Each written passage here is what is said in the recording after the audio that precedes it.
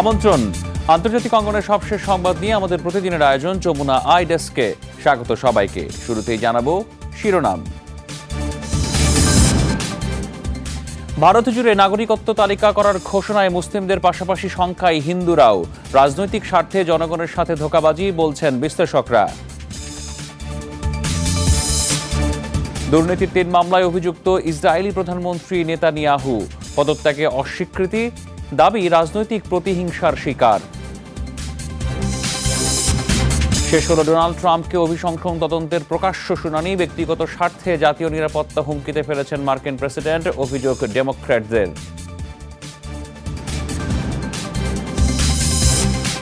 এসব খবরের বিস্তারিত নিয়ে আপনাদের সাথে আছি আমি রাহাত মিনহাজ। এনআরসি নিয়ে বিজেপি সরকারের নতুন ঘোষণায় ভারত জুড়ে চলছে তোলপাড়। মুসলিমদের পাশাপাশি শঙ্কা তৈরি হয়েছে সংখ্যাগরিষ্ঠ হিন্দুদের মাঝেও। রাজনৈতিক উদ্দেশ্য হাসিলের জন্যই এই সিদ্ধান্ত, মন্তব্য সাধারণ নাগরিকদের। আর বিশ্লেষকরা বলছেন জনগণের সাথে ধোঁকাবাজি করছে সরকার। एनआरसी पर नहीं बोलूंगा अभी, बोलूंगा शाम में बोलूंगा। এনআরসি নিয়ে মন্তব্যই করতে চান না বিজেপির এই নেতা, কারণ তিনিও সাধারণ নাগরিকদের মতোই মেলাতে পারছেন না হিসেব। নিজ দেশে থাকতে পারা না পারা নিয়ে চরম উৎকণ্ঠায় ভারতীয়রা। স্থানীয়রা মনে করছেন রাজনৈতিক স্বার্থ হাসিলের জন্যই জনগণের উপর চাপ সৃষ্টি করছে বিজেপি সরকার। সর্বধর্ম ভারতের সব ধর্মের মানুষ নিরাপদে বসবাস করতে পারবে, এটাই আমরা জেনে আসছি। কিন্তু রাজনৈতিক স্বার্থ দেখছে সরকার। তবে বলতে চাই, দেশ কারো একার না। সব রহেঙ্গে। আমার বাপদাদা যদি প্রমাণ না দেখাতে পারে তাহলে আমরা কি ভারতীয় না? এটা রাজনীতি ছাড়া আর কিছুই হতে পারে না। সাধারণ মানুষকে পায়ের তলায় রাখতে চায় তারা। আম পাবলিক কো ইহাঁ মরনা পড়েগা। বিশ্লেষকরা বলছেন সঠিক পদ্ধতিতে ভারতে অবৈধভাবে বসবাসকারীদের তথ্য যাচাই বাছাই করা সম্ভব নয়। এতে প্রতিহিংসা এবং বৈষম্যের শিকার হওয়ারও শঙ্কা রয়েছে। সরকার কিভাবে এই তালিকা করবে তা মাথায় আসছে না। কে হিন্দু, কে মুসলিম বা কে শিখ সে অনুযায়ী নাকি আচরণ দেখে? যদি এমন কিছু হয়ে থাকে তাহলে অবশ্যই দেশের সাথে, মাতৃভূমির সাথে ধোঁকাবাজি করা হচ্ছে। अपनी मातृभूमि के साथ, अपने वतन के साथ दगाबाजी करते हैं। এর আগে আসামে প্রকাশ করা হয় চূড়ান্ত এনআরসি তালিকা। বাদ পড়েন ১৯ লাখেরও বেশি মানুষ। অমিত হাসান রবিন, যমুনা নিউজ। এদিকে ভারতের নাগরিকত্ব সংস্কার বিলের বিরুদ্ধে আসামে মশাল মিছিল করল অল ইন্ডিয়া স্টুডেন্ট ইউনিয়ন আসু। বৃহস্পতিবার রাতে গুয়াহাটিতে হয় এই প্রতিবাদ বিক্ষোভ। আসুর জেনারেল সেক্রেটারি জয়তী গগৈ বলেন, সাম্প্রদায়িক বিলটি কেবল আসামে নয় বরং পুরো উত্তর পূর্বাঞ্চলীয় ভারতের জন্য বিশেষভাবে ক্ষতিকর। সংগঠনটির উপদেষ্টা শ্যামললাল ভট্টাচার্যের অভিযোগ, বাংলাদেশিদের অনুপ্রবেশের কারণেই ভাগাড়ে পরিণত হয়েছে আসাম। ১৯৭১ সালের আগে যে হিন্দু মুসলমানরা এখানে ছিলেন তারাই শুধু ভারতের বৈধ নাগরিক। জানুয়ারি মাসে ভারতের লোকসভায় পাশ হয় নাগরিকত্ব সংস্কার বিল।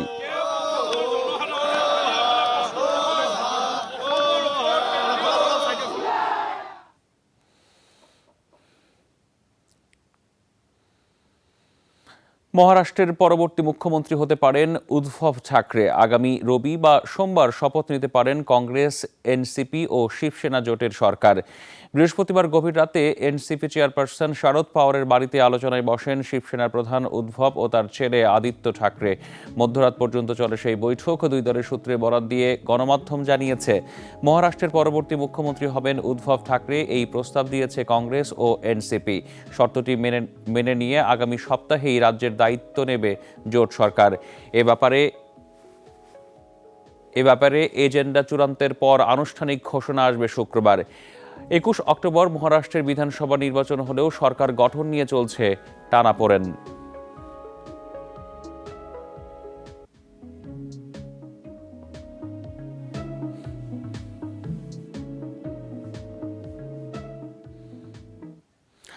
দুর্নীতির মামলায় অভিযুক্ত হয়েছেন ইসরায়েলের প্রধানমন্ত্রী বেনিয়ামিন নেতানিয়াহু। ঘুষ, প্রতারণা এবং আস্থা ভঙ্গের ৩ মামলায় তাকে অভিযুক্ত করল দেশটির আইন ও বিচার মন্ত্রণালয়। পদত্যাগে অস্বীকৃতি জানিয়ে নেতানিয়াহুর অভিযোগ, তিনি রাজনৈতিক ষড়যন্ত্র ও প্রতিহিংসার শিকার। ফিলিস্তিনি কর্তৃপক্ষের প্রতিক্রিয়া, ইসরায়েল বারবার দুর্নীতিবাজ রাষ্ট্র, এবার তা জনসম্মুখে এলো। গত বছরই বেনিয়ামিন নেতানিয়াহুর বিরুদ্ধে উঠেছিল দুর্নীতির অভিযোগ। বেশ কয়েক মাস তদন্ত জিজ্ঞাসাবাদের পর 13 ফেব্রুয়ারি ইসরায়েলি প্রধানমন্ত্রীর বিরুদ্ধে আনুষ্ঠানিক অভিযোগ গঠনের সুপারিশ করে পুলিশ। এর পরিপ্রেক্ষিতে বৃহস্পতিবার দেশটির আইন ও বিচার মন্ত্রণালয় 3টি মামলায় অভিযুক্ত করে 5 বারের প্রধানমন্ত্রীকে। অ্যাটর্নি জেনারেল বলেন, কেউই ইসরায়েলে আইনের ঊর্ধ্বে নন। অভিযোগে বলা হয়েছে রাজনৈতিক সুবিধা দেওয়ার নামে নেতানিয়াহু ধর্নাঢ্য ব্যবসায়ীদের কাছ থেকে $2,80,000 উপহার নিয়েছেন। এছাড়া একটি পত্রিকার প্রকাশককে ঘুষ দিয়ে ইতিবাচক সংবাদ প্রচারের চেষ্টা করেন। তৃতীয় অভিযোগটি সবচেয়ে গুরুতর, টেলিকমিউনিকেশন প্রতিষ্ঠান থেকে ঘুষ গ্রহণের। একে রাজনৈতিক ষড়যন্ত্র এবং অভ্যুত্থান চেষ্টা হিসেবে আখ্যা দিয়েছেন নেতানিয়াহু। বলেন, পদত্যাগে আইনি বাধ্যবাধকতা নেই।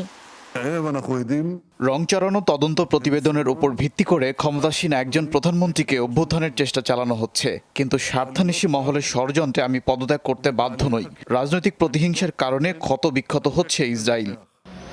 ফিলিস্তিন ও হামাসের দাবি, ইসরায়েল সবসময় দুর্নীতিবাজ রাষ্ট্র। এবার তা উন্মুক্ত হলেও গোটা বিশ্বের সামনে। রাজনৈতিক টানাপোড়েনই প্রমাণ করে দুর্নীতির সাগরে ডুবে গেছে ইসরায়েল। ফিলিস্তিনের ভূমি আত্মসাৎ আর নিপীড়ন চালানো শাসকদের কাছে এর থেকে ভালো কিছু আশা করাটাও ভুল। দুর্নীতিগ্রস্ত রাজনীতিক, চোর বাটপার আর যুদ্ধাপরাধীদের উপর দাঁড়িয়ে ইসরায়েল। ইসরায়েলের ইতিহাসে এই প্রথম ক্ষমতাসীন কোনো প্রধানমন্ত্রীকে অভিযুক্ত করা হলো। তাই নেতানিয়াহুর রাজনৈতিক ভবিষ্যৎ ঘিরে চলছে গুঞ্জন। সংবিধান বলছে, আদালতে দোষী সাব্যস্ত না হওয়া পর্যন্ত প্রধানমন্ত্রীর দায়িত্ব পালনে কোনো বাধা নেই। মৌলি ইসলাম, যমুনা নিউজ। আর এর সাথে যমুনা আইডিয়াসকে সময় হলো একটা বিরতির, ফিরছে একটু পর।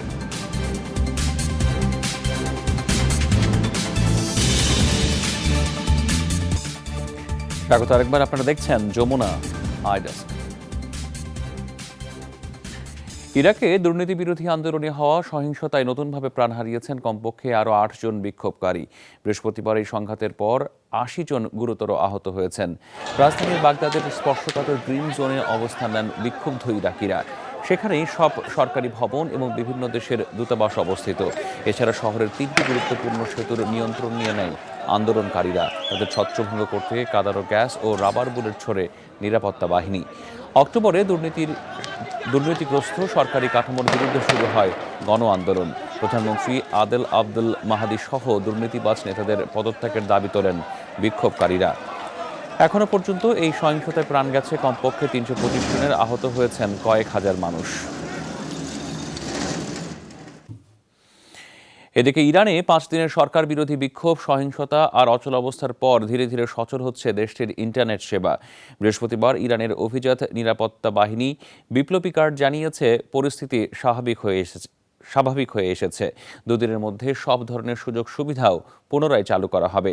জ্বালানি মূল্যবৃদ্ধির ঘোষণায় গেল সপ্তাহে ইরানের শতাধিক শহরে শুরু হয় বিক্ষোভ। 5 দিনে নিরাপত্তা বাহিনীর এলোপাতারি গুলি ও স্নাইপার হামলায় কমপক্ষে 106 জন বিক্ষোভকারী নিহত হয়েছে বলে দাবি জাতিসংঘ ও অ্যামনেস্টি ইন্টারন্যাশনালের, যা প্রত্যাখ্যান করেছে ইরান। দেশ জুড়ে ইন্টারনেট সংযোগ বিচ্ছিন্ন থাকায় ধোঁয়াশা তৈরি হয়েছে এসব খবরের সত্যতা নিয়ে। এদিকে পরমাণু কর্মসূচি নিয়ে ইরান সঠিক তথ্য সরবরাহ করছে না, এমন অভিযোগ করেছে আন্তর্জাতিক আণবিক সংস্থা IAEA।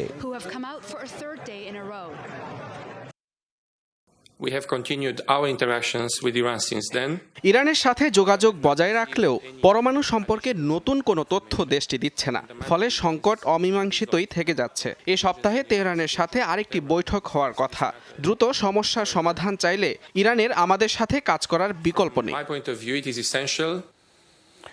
সিরিয়ার ইদলিবে দুদফা বিমান হামলায় শিশুসহ প্রাণ হারিয়েছেন কমপক্ষে 22 জন। বৃহস্পতিবারের রুশ সিরীয় জোটের হামলায় আহত হয়েছেন আরও অনেকেই।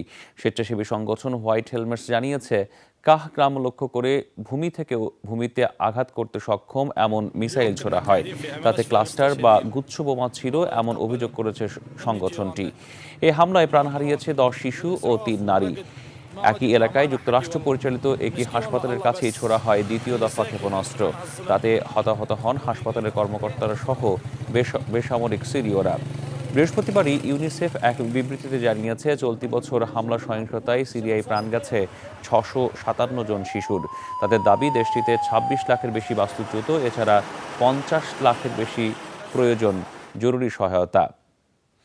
তুরস্কে আশ্রিত 200 সিরীয় শরণার্থী নিরাপদে এবং স্বেচ্ছায় ফিরে গেছে নিজ দেশে, এমনটাই জানিয়েছে আঙ্কারা। সিরিয়ার উত্তর পূর্বাঞ্চলে শান্তি ও নিরাপত্তা ফিরে আসলে এই সংখ্যা আরও বাড়বে, এমনটাই জানিয়েছে তুর্কি প্রতিরক্ষা মন্ত্রণালয়। অঞ্চলটিতে বর্তমানে কুর্দি বিরোধী অভিযান চালাচ্ছে তুরস্ক। তুর্কি প্রশাসনের দাবি, কুর্দি সন্ত্রাসীদের তৎপরতার কারণেই প্রতিবেশী দেশে আশ্রয় নিয়েছিল বিপুল সংখ্যক সিরীয়। তুরস্কে আশ্রিত 36 লাখ সিরীয় শরণার্থীর একটি অংশকে পুনর্বাসনে গেল অক্টোবরে সিরিয়ার তুর্কি সীমান্তে কুর্দি বিরোধী অভিযান শুরু করেছিল আঙ্কারা।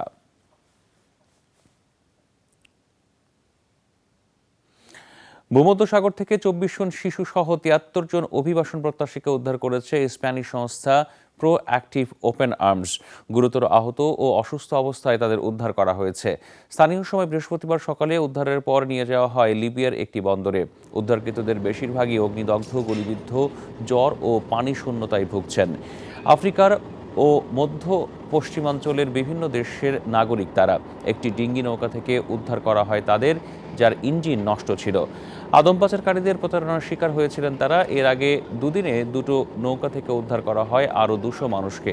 এদের মধ্যে 42 জন শিশু ও 4 জন অন্তঃসত্ত্বা নারী ছিলেন। 5 পর্বে শেষ হলো প্রেসিডেন্ট ডোনাল্ড ট্রাম্পকে অভিশংসন তদন্তের প্রকাশ্য শুনানি। এবার অপেক্ষা পার্লামেন্টের হাউস ইন্টেলিজেন্স কমিটির সিদ্ধান্তের। বিরোধী ডেমোক্র্যাট নেতারা জানিয়েছেন, ব্যক্তিগত স্বার্থে যে জাতীয় নিরাপত্তা হুমকিতে ফেলেছিলেন মার্কিন প্রেসিডেন্ট সেটা এখন স্পষ্ট। তবে রিপাবলিকানদের দাবি, পরের নির্বাচন থেকে ডোনাল্ড ট্রাম্পকে সরানোর কৌশল এটি। 2 সপ্তাহের পূর্ব নির্ধারিত সময়সূচির শেষ প্রকাশ্য শুনানি অনুষ্ঠিত হলো বৃহস্পতিবার। ট্রাম্পকে অভিশংসনে ক্যাপিটল হিলের শুনানি টেলিভিশনে দেখেছেন কোটি মার্কিনী। দেশের স্বার্থে প্রেসিডেন্টকে সমর্থনে পুরো জাতির এক থাকার বদলে তাকে টেনে হিঁচড়ে নিচে নামাতে ব্যস্ত।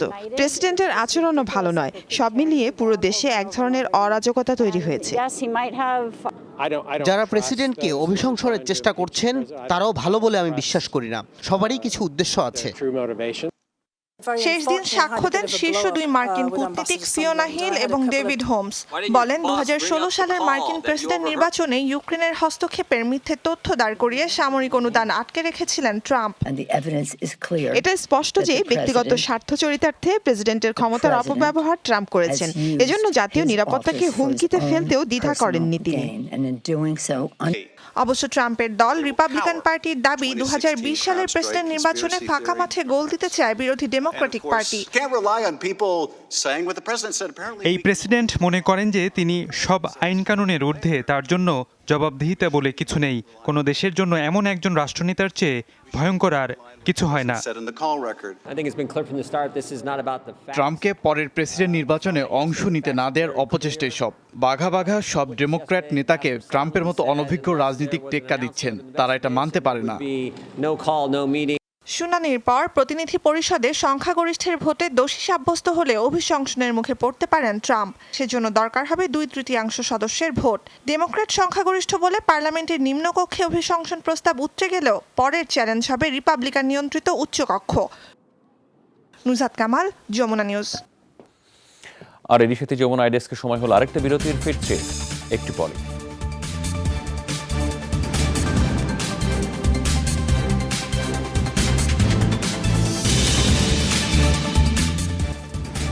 স্বাগত আরেকবার, আপনারা দেখছেন যমুনা আইডেস্ক।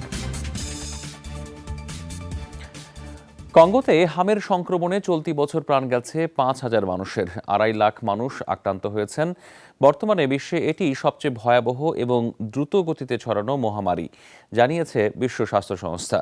স্থানীয় প্রশাসন জানিয়েছে, কঙ্গোর সবগুলো প্রদেশে হাম ছড়িয়ে পড়েছে। 15 মাস ধরে ইবোলার তুলনায় হামের প্রাণহানির সংখ্যা দ্বিগুণ। মৃতদের বেশিরভাগই নবজাতক। 40 লাখ শিশুকে প্রতিষেধক দেয়া হলেও দেশটির মোট শিশুর অর্ধেকই এখনও তা পায়নি। সংঘাত কবলিত দেশটিতে স্বাস্থ্যসেবা কেন্দ্রগুলোকে লক্ষ্য করে অব্যাহত হামলা, দুর্বল অবকাঠামো আর অর্থের অভাবে সঠিক সময়ে চিকিৎসা নিতে পারেন না রোগীরা। ফলে কঠিন হয়ে পড়েছে রোগ প্রতিরোধ। পরবর্তী দালাই লামা কে হবেন সেই প্রশ্নের মুখোমুখি চীন ও যুক্তরাষ্ট্র। জাতিসংঘ সহ আন্তর্জাতিক জোটগুলোর ওপর এই সিদ্ধান্ত ছেড়ে দেওয়া উচিত, এমনটাই বলছে ওয়াশিংটন। বৃহস্পতিবার জাতিসংঘে আন্তর্জাতিক ধর্মীয় স্বাধীনতা বিষয়ক মার্কিন রাষ্ট্রদূত স্যামুয়েল ব্রাউন ব্যাক কথা বলেছেন। তিনি বলেন, চীন ছাড়াও বিশ্বের নানান দেশে ছড়িয়ে আছে দালাই লামার অনুসারীরা, তাই তাদের উচিত মর্যাদাপূর্ণ এই পথটির যোগ্য উত্তরসূরিকে বেছে নেওয়া। দালাই লামা ইস্যুতে এমন মন্তব্য চীনের অভ্যন্তরীণ ব্যাপারে হস্তক্ষেপ বলে অভিযোগ করছে বেইজিং। 1937 সালে নিয়োগ পাওয়া বর্তমান দালাই লামা ভারতে নির্বাসিত। 1959 সালে চীন শাসিত তিব্বতে গণ অভ্যুত্থান চেষ্টার সময় তিনি দেশ ছাড়েন। বিশ্বজুড়ে চলছে ক্রিসমাস উদযাপনের প্রস্তুতি। 1 মাস বাকি থাকতে আলোক ছটায় ভরপুর নানা দেশ। এমনকি ফিনল্যান্ডে সান্টা ক্লজের বাড়িতে বসেছে আনন্দের হাট। উপহারের আবদারে তার ঠিকানায় বিলি বন্টন হচ্ছে চিঠি। প্রায় 33 ফুট লম্বা ক্রিসমাস ট্রিটি সাজাতে কোপেনহেগেন কর্তৃপক্ষের লেগেছে 3000-এর বেশি দ্যুতিময় ক্রিস্টাল। চোখ ধাঁধানো আলোকসজ্জায় খরচ হয়েছে $1,46,000। টিভুলি শহরের বাগানটিতে আরও 10 লাখের বেশি আলোর বিন্যাস রয়েছে। দীর্ঘদিনের ইচ্ছা ছিল সারোভস্কি ক্রিস্টাল ব্যবহারের। এর মাধ্যমে অস্ট্রিয়ার নামকরা এই প্রতিষ্ঠানের সাথে সুসম্পর্ক গড়ে উঠেছে। এবারের ক্রিসমাসে তাদের রজত জয়ন্তী। সব মিলিয়ে টিভুলির জন্য এটা জাদুকরী মুহূর্ত। অস্ট্রিয়ার ভিয়েনায় খোলা হয়েছে ঐতিহ্যবাহী ক্রিসমাস মার্কেট। আলোকসজ্জা, নাচ, গান আর পণ্যের সমাহারে প্রথম থেকেই জমজমাট পরিবেশ। ক্রিসমাস বাজার মানেই আলাদা জৌলুস। পরিবারের সবাই মিলে এখানে আসা হয়। আড্ডা, মজার খাবারের সাথে উৎসবের আমেজ কাড়ে পর্যটকদের নজর। ক্রিসমাস উপলক্ষে যে মজার পানীয় তৈরি হয় তা উপভোগের জন্য হলেও এই বাজারে আসা উচিত। হলফ করে বলতে পারি, খারাপ লাগবে না। উৎসবের আলোয় সেজেছে ব্রিটেনের রয়্যাল বোটানিক্যাল গার্ডেনও। ক্রিসমাস অ্যাট কিউ শিরোনামে চলছে লাইট অ্যান্ড সাউন্ড প্রদর্শনী। এছাড়া পুরো বাগানটি সাজানো হয়েছে 10 লাখের বেশি লাইটের মাধ্যমে, যা 5 জানুয়ারি পর্যন্ত জ্বলবে। সব দেশে যখন চলছে সাজসজ্জা, সে সময় সান্টা ক্লজই বা বাদ পড়বেন কেন? বিভিন্ন দেশ থেকে বিলি বন্টন হচ্ছে শিশুদের লেখা উপহারের চিঠি। ব্যস্ত সময় কাটাচ্ছেন ডাকপিয়নরা। আর ফিনল্যান্ডে সেন্টার বাড়িতেও চলছে জমজমাট আয়োজন। ক্রিসমাস ক্যারলের পাশাপাশি হচ্ছে শুভেচ্ছা বিনিময়। মৌলি ইসলাম, যমুনা নিউজ। আর এর সাথে শেষ করবো আজকের যমুনা আইডেক্স। তবে তার আগে শিরোনামগুলো মনে করিয়ে দিচ্ছি আরেকবার। ভারত জুড়ে নাগরিকত্ব তালিকা করার ঘোষণায় মুসলিমদের পাশাপাশি শঙ্কায় অন্য ধর্মের অনুসারীরাও।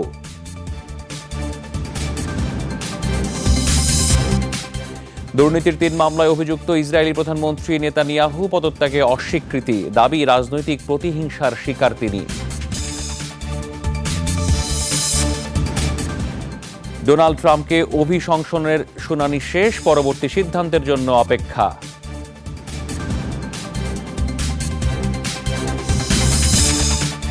এই ছিল আজকের যমুনা আইডেস্কের আয়োজন। এতক্ষণ সাথে থাকার জন্য ধন্যবাদ সবাইকে।